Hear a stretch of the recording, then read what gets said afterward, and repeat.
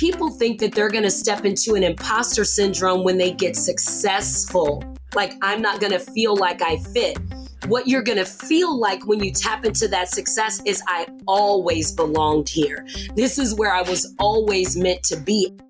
Hey, my name is Jenna Kutcher, and I am obsessed with all things business, marketing, numbers, and helping you to navigate both the messy and the magical seasons of this thing called life. I'm a small town mama who took a $300 camera, grew a successful photo biz, and now I work from home and run a 7-figure online business. I teach you the tried and true secrets to building a career you adore. Shy away from the real talk? No way. Money, hardship, growth, loss, and marketing are all topics we discuss here. Think of this as your one-stop shop for happy hour with a gal pal mixed with business school. Pull up a seat, make sure you're cozy, and get ready to be challenged and encouraged while you learn. This is the Goal Digger Podcast. I want to read you a part of a post by Allyson Byrd, today's guest. Are you ready for this? She says, "You are a money mover. You want to experience breakthroughs in your thinking. You want to discover what truly drives you. You want to dream bigger than you've ever dreamed. You want to make a far bigger impact. You want to stop dreaming about the 6-figure income and start achieving it. You have to be ready, though. This kind of breakthrough will feel both epic and uncomfortable. Your willingness to embrace both is what will drive you to the new reality that you crave." Does this quote have you fired up? Because I am so fired up for this conversation.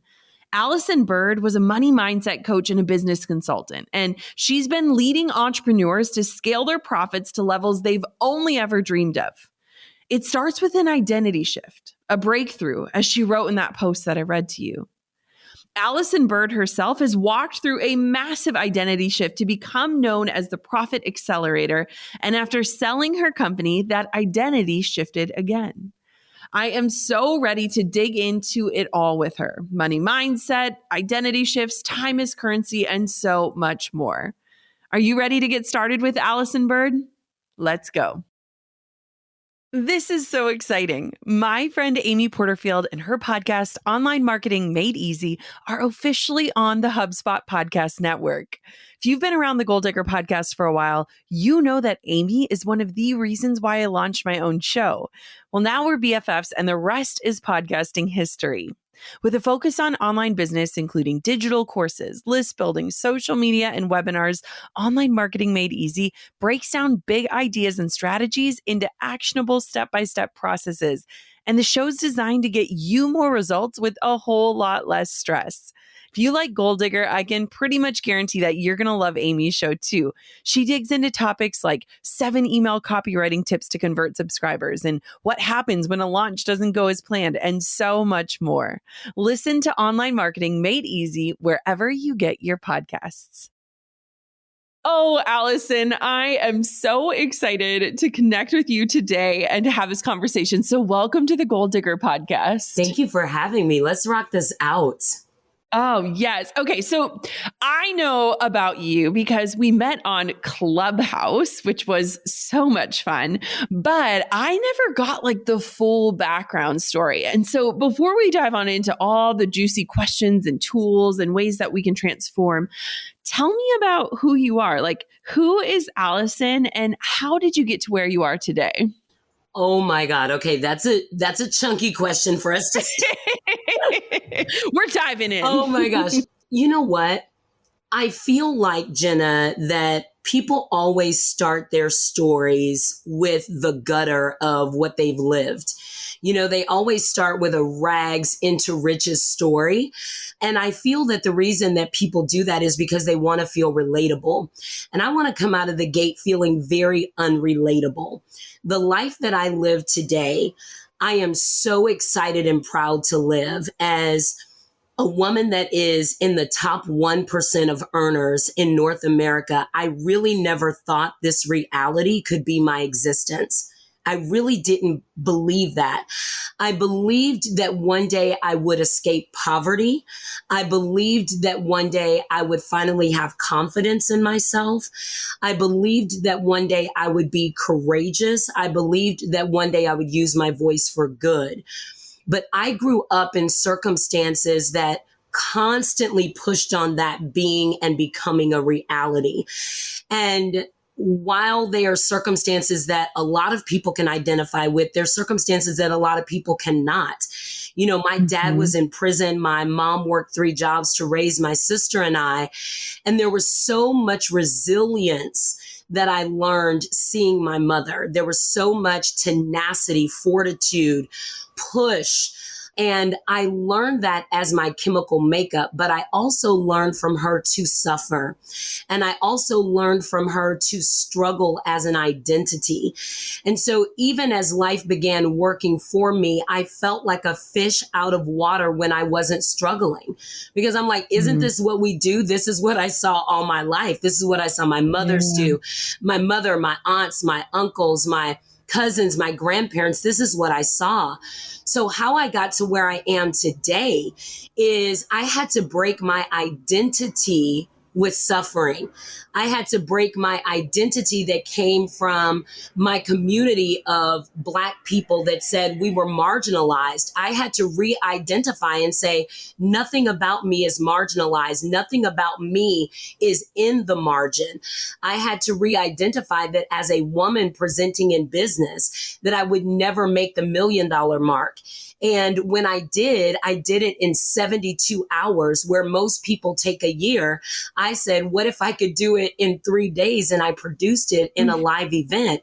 And when I did that, I knew that I put a marker in my destiny to say what others tell me is not going to be my reality.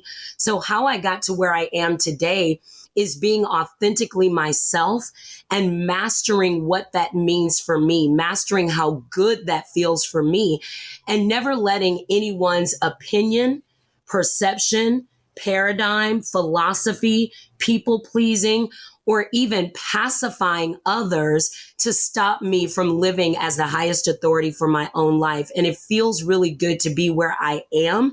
And so now I start with that so that people can go, wait a minute, that's a different conversation, and I want to hear more. Wow. That is so powerful. Like, what a way to kick off an episode, first off.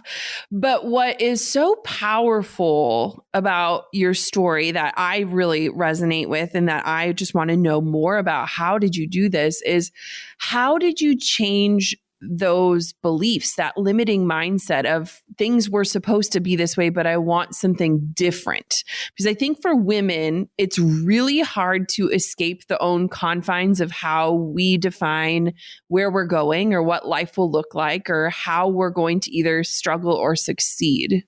One of the things that I like to define is what it means to suffer. And whenever I work with people, Jenna, I'll say to them, let's talk about where you're suffering.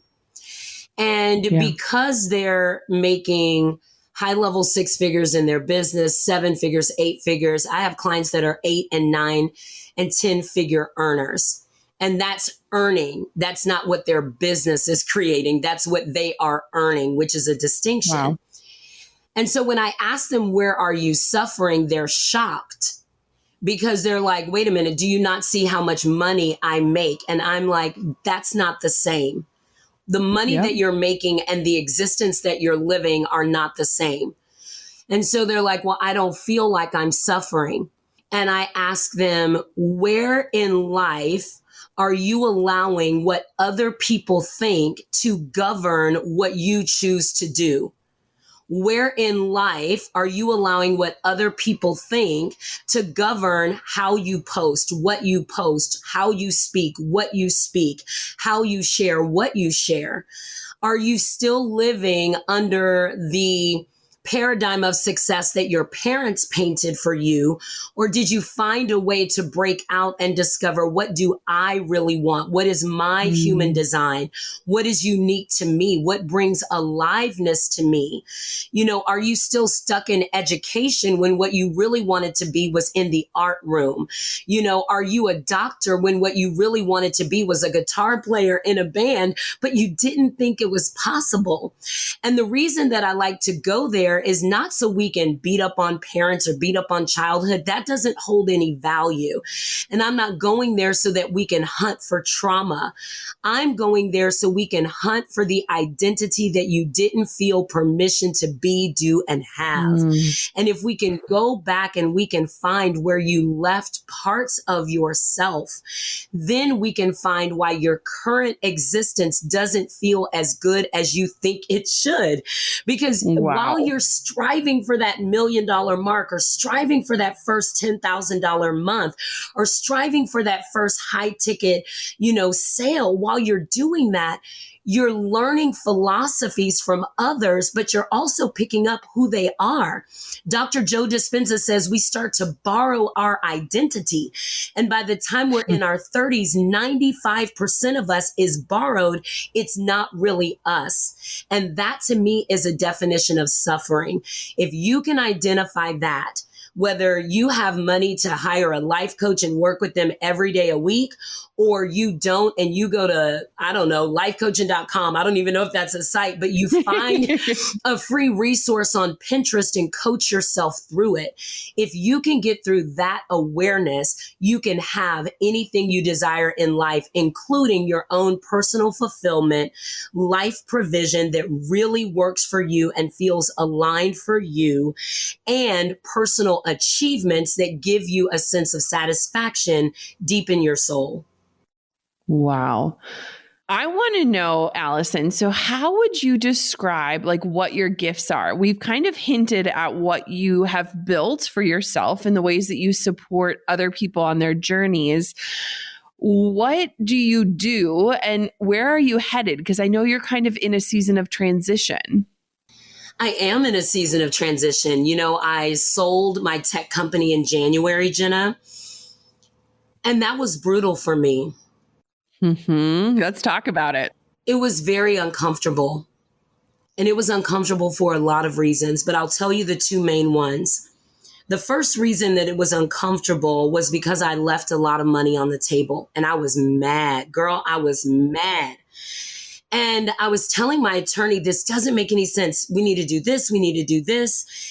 And as I was saying it, Jenna, I knew in myself, I had a deep knowing, Allyson, you're saying something that doesn't matter. And I'm going to introduce something that's going to be really uncomfortable for a lot of people to hear. But I learned the distinction of importance versus important. And what I knew was that it was important to sell my company, but the importance was on the piece of who I was. Would I be at peace? I knew it was important to get money for the ideas, the innovation, everything that I had done to help develop and create it. But I could not have importance on, I'm going to kill this in court and I'm going to stay in court as long as it takes to get everything from this one deal because I freaking deserve it. That's what I was on. And I had to let that go. And I had to say, for me, what feels like success is my peace. And what feels like success is, as Shakespeare wrote, to my own self being true. So I gave myself permission to leave and to say the money is not everything. The money will come. I will never be absent of money. I will never be absent of provision because fear calibrated really high. Well, what if this happens after I sell it? And then it makes this many XXXXX million. And then I don't have that. Like I was calibrating so high that what I had today was all that I would ever be able to create. And that's what fear is. It's a thought process that what you're in today is all that will ever be. And that's not real. But it hurt and it was uncomfortable. And the second thing that was uncomfortable was I felt like I'd failed because I'd been in the coaching industry and space. And quite honestly, I was leaving it because I felt like I wasn't doing a good job in the role. And I felt like I wasn't doing a good job in the role because before I built the tech company, I was speaking to people about sales and money and mindset. And Jenna, they weren't transforming. 10,000 students, $330 million in revenue created over the last 13 years. And in this particular pocket of decision, people weren't changing. And I was racking my brain like, why aren't they transforming? And I thought it was me, my methodologies. And so I decided to leave the coaching space and leave my gift behind. And I went to build something for money. Walk me through that. Like, keep going. This is like incredible and insane all at the same time. I went to build something because I was afraid I wasn't provided for. I grew up where this is not true for all Black, brown, indigenous people of color, but this was true for me. I grew up in the South. We didn't always have food. We didn't always have electricity. We didn't always have water to take a bath. We didn't. And as I started to create success, my biggest fear was that I couldn't sustain it. My biggest fear was that one day the ball is going to drop. One day the shoe is just going to hit me upside the head and I'm going to be broke and I'm going to be on food stamps and I'm going to be sad and I'm going to be depressed and I'm going to be alone. And people are going to look at me and say, didn't you used to teach people we could be free? How did you overcome that? Because I feel like a theme that I feel for a lot of women is that when we do find success, when we acknowledge the blessing that comes with it or what success could look like for us, on the other side of that lives the fear that it could all be taken away. Like the moment that we accept that success is for us and can be meant for us, we're crippled with the fear that we'll wake up tomorrow and it's gone. I know I've battled that. I know a lot of women battle that. I know a lot of that is ingrained in us through money mindset, and it can look very different for us based on our upbringing or our privilege. But how did you overcome the fear that you would lose it all, or that you were a one-hit wonder, or that you gained momentum because of a lucky big break and that you couldn't recreate it? I thought all of those things. I thought all of those things. I had worked and traveled and been mentored by some of the greatest leaders across the planet, including Lisa Nichols, who is the second woman. So isn't she amazing? Oh, she's amazing. She's amazing. And she's the second woman in history. Hillary Clinton was the first. She's the second woman in history to garner a 7-figure book deal for a nonfiction work. She's the only woman of color to be featured in the book The Secret, and then to be in the movie, and then to travel on that circuit, and then all of the things that she accomplished. And I was her mentee, and not only her mentee, the most esteemed mentee. I grew her business by 810% and was with her for 7 years. Wow. And so when I made that decision to walk away, I felt like the world was like, well, now what the fuck are you going to do? I felt like everyone was looking at me. And there's a quote that says, you cannot be transformational and universally liked at the same time. That true change always leaves something or someone behind. And what I recognized was that most people think they're going to maybe have to leave behind a lover or a partner. They're going to have to leave behind a family member or someone that's meaningful for them because they're going to outgrow that person in success, that relationship. They're scared. They're single and thinking, will I ever get married or get that person? What about children? What about things that make me happy outside of success? But I really, really, really, really, really, really want this success really bad. And so they get concerned about prioritization and all of those things. And I was thinking all those things. And what I recognize is that in this quote, it says, you leave something or someone behind, and we think it's going to be external of us, but it's actually inside. And the something that we leave behind is the stinking thinking that we cannot be, do, and have it all. The something that we leave behind is that we are not enough. The something that we leave behind is that one day a program, a price, a business sell is going to define our worth. But the truth of the matter is we are of worth. We are never in the absence of our worthiness. The someone that we leave behind is the old identity of who we've been, the small self, the less than self, the people pleasing self, the compromising self, the complicit self, the complacent self, the overwhelmed self. That's really what we leave behind. People think that they're going to step into an imposter syndrome when they get successful. Like, I'm not going to feel like I fit. What you're going to feel like when you tap into that success is I always belonged here. This is where I was always meant to be. And the imposter was who I was pretending I was. That's really the truth. And so going through that journey is messy. It is uncomfortable, but it brings a mirror in front of you that asks you, who are you really going to be? Who are you really going to say yes to? What dreams are you really going to activate, and are they yours? That's what selling my company brought forward for me. It brought forward every decision I made, pretending I was happy, pretending I was satisfied, pretending I was pleased, and I wasn't. It brought it full circle. It made me confront it, and it made me answer the question, Allyson, who will you be for yourself before you be it for the world? And that was terrifying. A brand new year. I'm not even sure how we got here so fast, but I am wildly grateful for another year with this podcast and, of course, with you. In this season of new beginnings, making a lasting impact on our businesses and customers is more important than ever. If you haven't already implemented a CRM platform into your business, well, now is the time.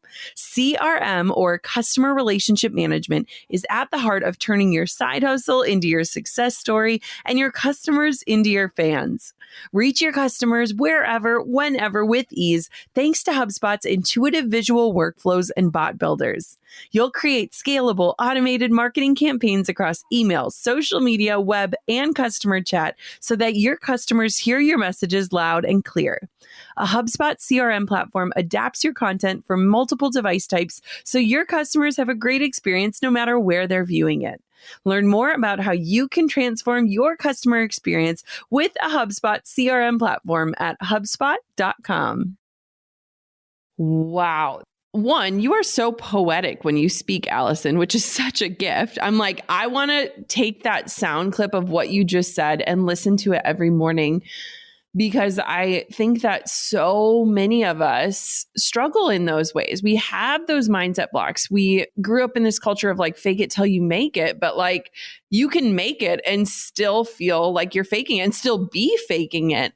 And one thing I'm very curious about with your journey, especially in selling the business, is your journey in identity. You just touched on imposter syndrome, but I can only imagine that a lot of your identity was wrapped up in the success and in the title and in the notoriety.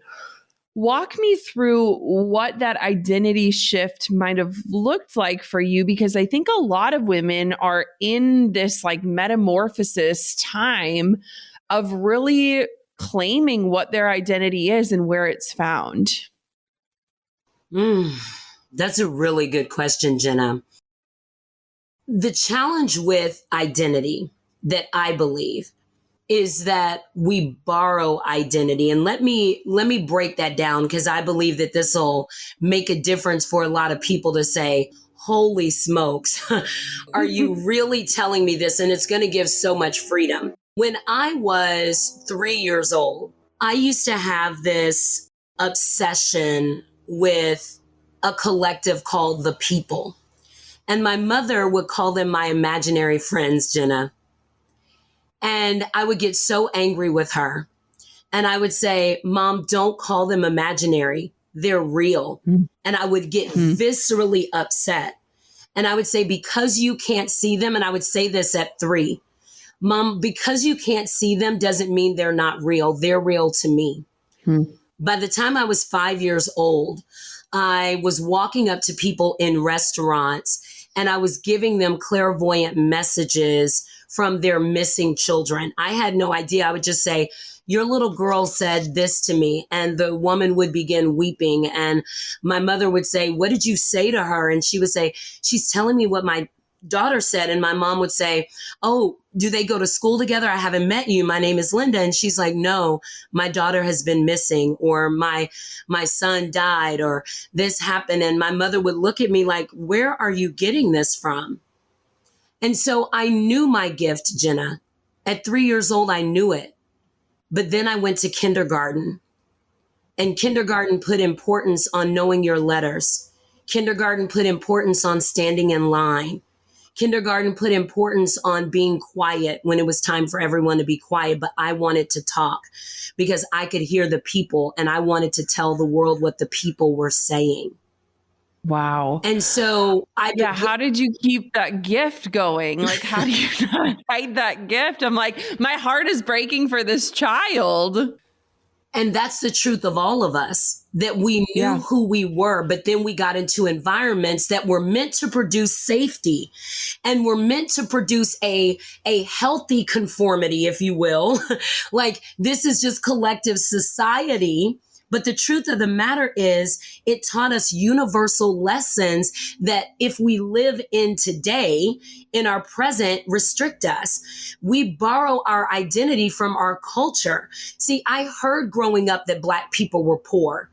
I heard growing up that Black people had to struggle to get their foot in the door. So then I produced struggle. I didn't think I could walk into a corporation and get a job with ease, but yet one day I thought, I think it could be different. And then I was able to work for Hoover Vacuums and be a successful marketing executive, BlackBerry, and be a successful trainer that traveled all over North America and had the spotlight on me. But still, I would always present myself as the number one Black person in the company because I felt beholding to that. So I borrowed my identity. I want everyone to think, where did you borrow how you show up from personal inhibitions you saw your mother have? Did she fuss about her body? Did she fuss about her intellect? Did you hear your dad fuss about sports or money or things at the office? Did you borrow your identity from generation and age? Are you 40 and now you think your life is falling apart? Or, are you 30 and thinking you're behind? Are you 20 and thinking you've got to pay your dues? That's not true unless you agree with it. So your identity, Jenna, will guide what you think, and what you think will guide what you believe is possible. And what you believe is possible then becomes the existence in which you live. And what you just explained in the way you position the question is, people are exhausted with living a life that doesn't feel good. Well, then I say, stop living an identity that pleases others. Live an identity that's true to you. Oh my goodness. Yes. Amen. Do you have any tools or strategies for someone who's listening to this, who's sitting here thinking, I have a limiting mindset, or I have this narrative that I've believed is just true for me in my life? How do I paint or cast a different vision for my future? How do you do that? I'm going to give a really simple example, but I'm going to tell you, thousands of people are going to write you and I and go, holy smokes, that liberated me in ways I never would have imagined possible. I call this a reality audit. And it's so fun, but it will also piss you off. So Jenna, be careful. If you do this, you'll be texting me like, I had fun, but I'm a little mad. I like this. And here's why. People believe they need to change. And I'm going to challenge that. I don't believe anyone needs to change. I believe you are perfectly you. I'm perfectly me. I'm Black. I'm a woman. Today, I am 209 pounds, and I say that so proudly because I was 345 pounds, and I'm 9 pounds away from a significant goal of getting to 199, which feels really good for me. And I love my body. I love my existence. I love my relationship. I love my spirit. I love the business I'm in today. I love my life. And I say that with true purity. And I feel like if you're listening, you can feel the vibration of that truth. And so I say that so that you trust this exercise, because I built this exercise when I didn't love my life, and it got me to loving it. So the reality audit is to pay attention to your day. And as you pay attention to your day, pay attention to joking, laughing, jesting that you do to please others. Meaning somebody goes, oh, it's raining today. Don't you just hate it when it rains? And you go, yeah, man, I hate it when it rains. And you do it because you feel like it's a faster conversation. It's an easier conversation. But the truth is, you love when it rains. You love to make a pot of chili. You love to have great sex when it rains. You love to read a good book, but you don't feel comfortable saying, I have a different opinion. I have a different thought. Pay attention to times in your day when you try to fit in, when you're uncomfortable standing out. Because the truth of the matter is, you were not born to fit. You were born to add. Pay attention to how you are persuaded by social media. If the world is telling you to think one way, but you think another. I'll give you an example that's really uncomfortable. We all think we're supposed to be sad on 9/11. What if we are honoring on 9/11? And what if we are posting and saying, for every person that ascended on that day, I live for you today. And my life feels really good. And you died for our country. And it wasn't fair, but I am so grateful for your existence. What if you pulled up a list of their names and you spoke their names that day in a 2-minute meditation? And that was your honor, but not a day to suffering and sadness.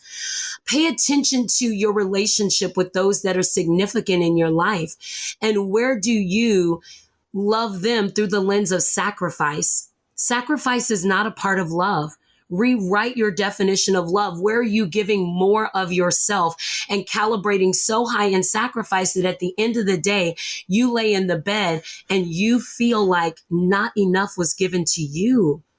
Where are you giving the world the best of you and then leaving the rest of you for your life and you don't like it? And finally, in the reality audit, look at your family, your friends, your partners, your team, your staff. And where are you not telling them what's really on your mind? What you really believe is available for the business, what you really believe is available for the union, what would really excite you maybe about vacation. Maybe you don't want to go to Disney. Maybe you actually want to go to a country in Africa and you want to have that experience. And you just feel like people are going to say you're too much. You're doing too much. You're thinking too big. Who do you think you are?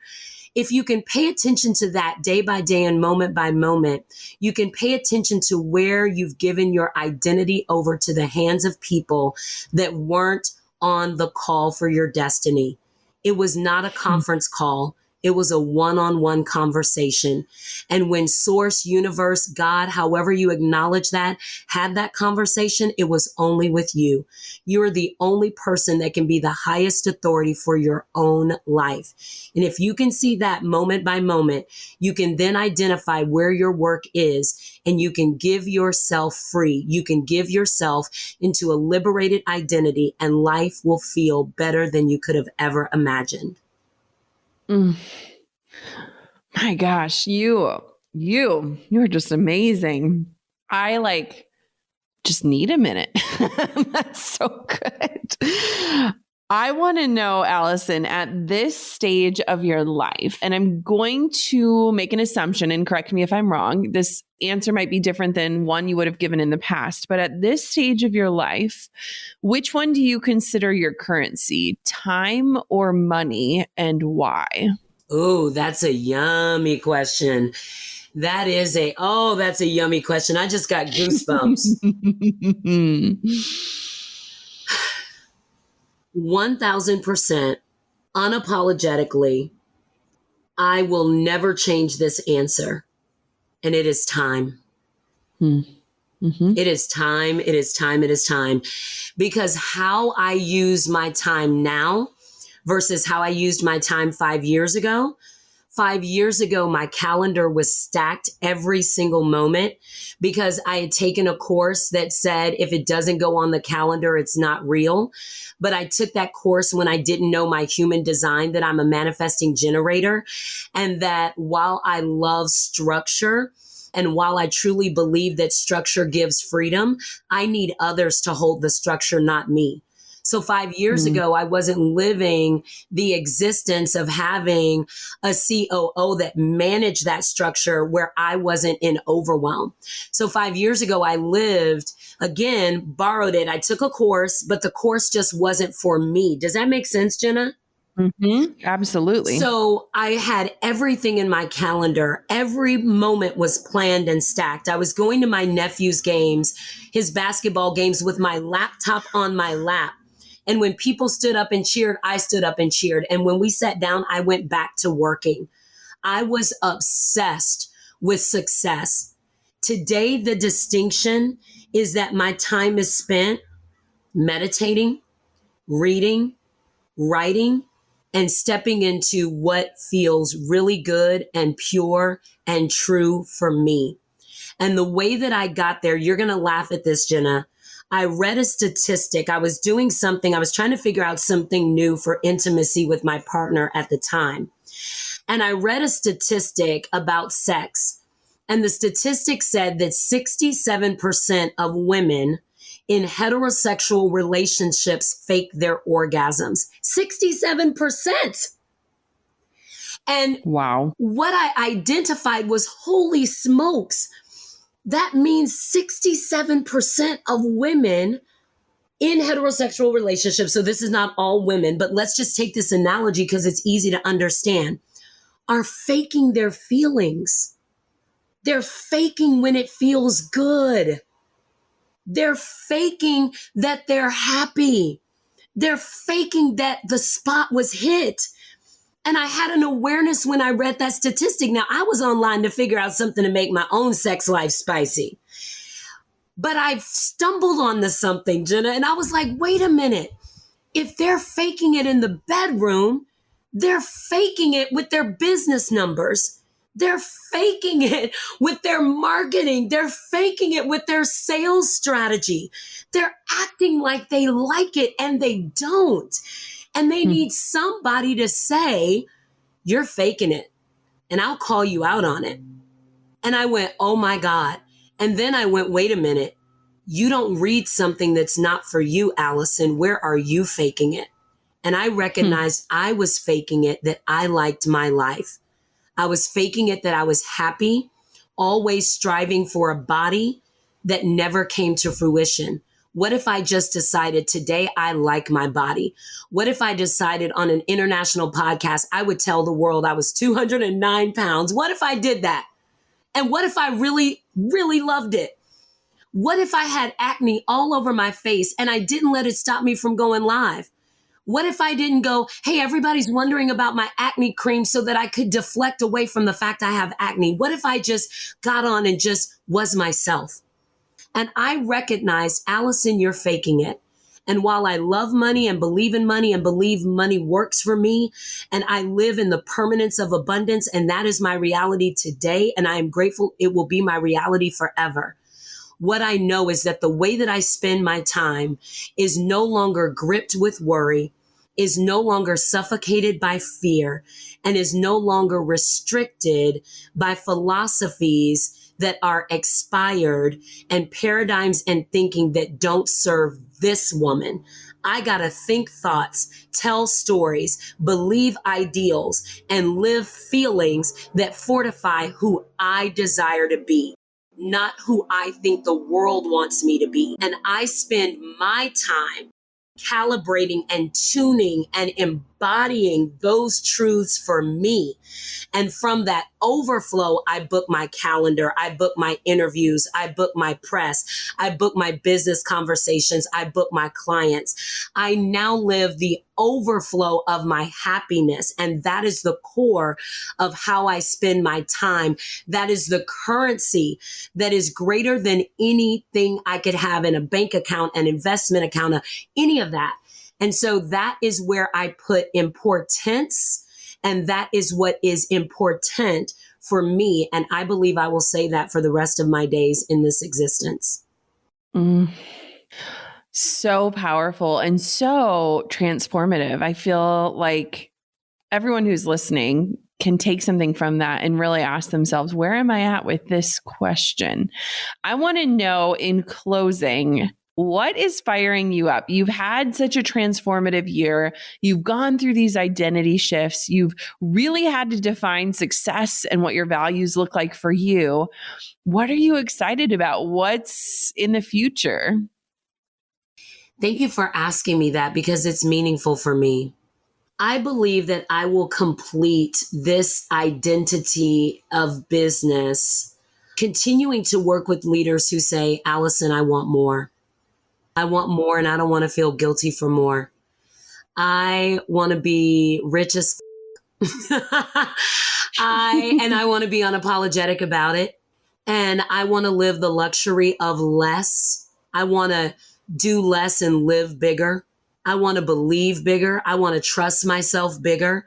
I want to, I want to work with people, Jenna, where living as their authentic self feels like they're in a beautiful hot spring in the middle of nowhere with a breeze going across their shoulder, and they just feel the wind at their back.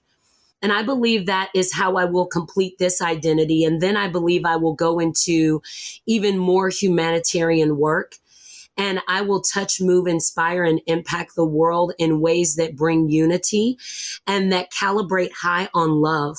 Because I believe we can eradicate racism, ageism, sexism, every ism that's out there, every marginalization by owning our identity.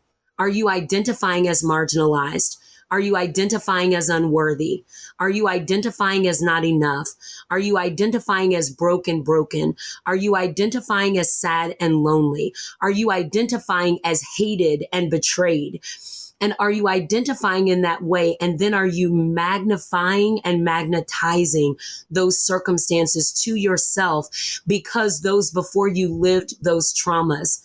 Because you can identify by instead standing on their shoulders and honoring them and saying, thank you for the sacrifice you did for me. And today I will live this way because you lived that way.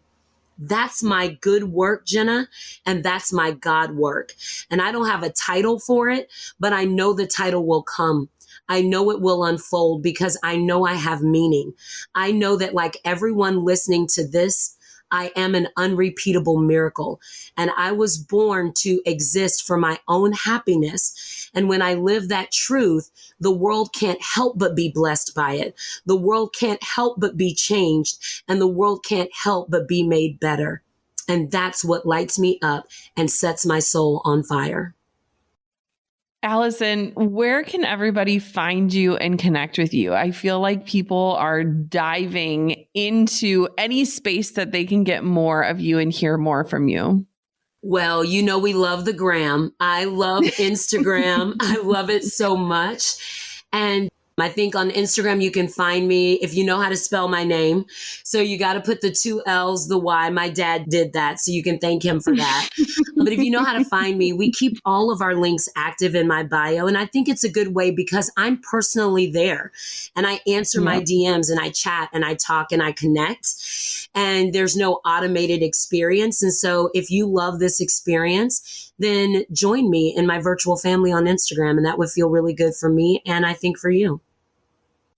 I'm so grateful for this conversation. I'm so grateful that we connected, and just thank you for your honesty, your integrity, your authenticity. I think that this is a conversation that people need to save and come back to time and time again when you feel like you are this untethered soul. And I'm just so grateful for it.